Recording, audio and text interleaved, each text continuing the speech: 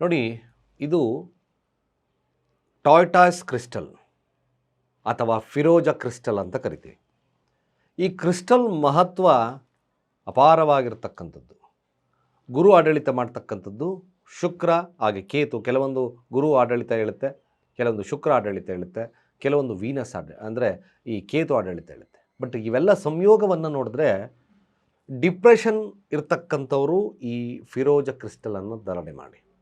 ಹಣದ ಅಡಚಣೆ ಇದೆ, ಜ್ಞಾನವೃದ್ಧಿ ಇಲ್ಲ, ದಾಂಪತ್ಯದಲ್ಲಿ ವಿರಸಗಳು ಜಾಸ್ತಿ ಇದೆ, ಕಣ್ದೃಷ್ಟಿ ಜಾಸ್ತಿ ಇದೆ. ಈ ಫಿರೋಜಾ ಕ್ರಿಸ್ಟಲ್ ಜೊತೆಗೆ ಟಾರ್ಟಾಯ್ಸ್ ಕ್ರಿಸ್ಟಲ್ ಅಂತ ಕೂಡ ಕರೆದ್ವಿ.